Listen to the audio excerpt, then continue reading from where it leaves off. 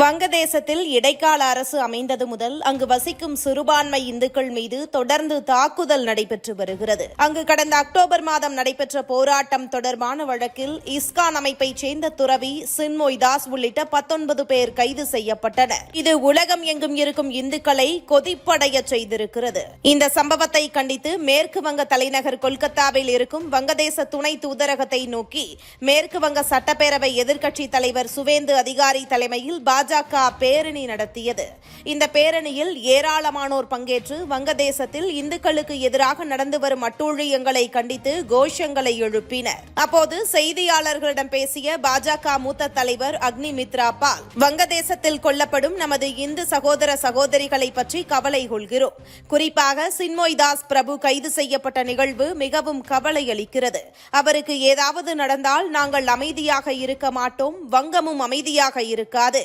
வங்காள இந்துக்கள் அமைதியாக இருக்க மாட்டார்கள் என எச்சரித்தார். மேலும் மத்திய அமைச்சர் கிரிராஜ் சிங் வங்கதேச விவகாரத்தில் ஐநா தலையிட வேண்டும் என்று கேட்டுக் கொண்டார். இது தொடர்பாக டெல்லி நாடாளுமன்ற வளாகத்தில் அவர் அளித்த பேட்டியில் ராகுல் காந்தி, அகிலேஷ் யாதவ் உள்ளிட்டோர் வங்கதேச இந்துக்கள் சந்திக்கும் பிரச்சினைகள் குறித்து கவலைப்படவில்லை. அங்கு இந்துக்களுக்கு எதிராக அட்டூழியங்கள் கட்டவிழ்க்கப்படுகிறது. அங்கு அரங்கேறும் சம்பவங்களுக்கு அனைத்து இந்துக்களும் எதிர்ப்பு தெரிவிக்க வேண்டும். வங்கதேசத்தில் இந்து மத தலைவர் சின்மோய் கிருஷ்ணதாஸ் கைது செய்யப்பட்ட சம்பவம் மிகவும் கண்டனத்திற்கு உரியது. இது மாதிரியான தாக்குதல்கள் மனிதகுலத்திற்கே எதிரானது. வங்கதேச அரசின் தலைமை ஒருங்கிணைப்பாளர் முகமது யூனிஸ் அடிப்படைவாதிகளின் பிடியில் இருக்கிறார். அந்த நாட்டில் இந்துக்கள் தாக்கப்படுவது மனிதகுலத்திற்கு எதிரானது. இந்த விவகாரத்தில் ஐக்கிய நாடுகள் சபை தலையிட வேண்டும். இந்துக்கள் குறிவைக்கப்பட்டு இந்து மத தலைவர்கள் கைது செய்யப்படுவது உள்ளிட்ட சம்பவங்கள் பாகிஸ்தானை போல இந்த இடைக்கால அரசாங்கத்திலும் அடிப்படைவாதிகள் ஆதிக்கம் செலுத்துகிறார்கள் என்பதை தெளிவாக காட்டுகிறது என்றார். இந்த விவகாரம் குறித்து மதுராவில் இருக்கும் மகமந்தலேஸ்வரர் சுவாமி கிருஷ்ணானந்த் கூறுகையில், வங்கதேசத்தின் தற்போதைய அரசு தீவிர முஸ்லிம்களின் அரசாக இருக்கிறது. ஷேக் ஹசீனா ஆட்சியில் இருக்கும் பொழுது வங்கதேசம் ஜனநாயக ரீதியாக இருந்தது. ஆனால் இப்பொழுது இந்து கோவில்கள் சேதப்படுத்தப்படுகின்றன.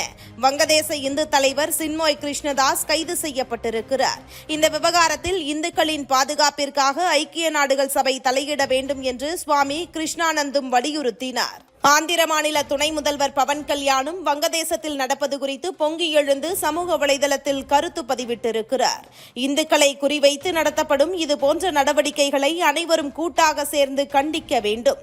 இதற்காக நாம் போராடவும் தயாராக இருக்க வேண்டும். வங்கதேசத்தில் இந்துக்களுக்கு எதிராக நடக்கும் இதுபோன்ற மதம் சம்பந்தப்பட்ட போராட்டங்களை அந்நாட்டு அரசு உடனடியாக நிறுத்த நடவடிக்கை மேற்கொள்ள வேண்டும். வங்கதேசம் உருவாக இந்திய ராணுவத்தினர் பலர் உயிர் தியாகங்களை செய்துள்ளனர் என்பதை அந்நாட்டு தற்காலிக அதிபர் கவனத்தில் கொள்ள வேண்டும்.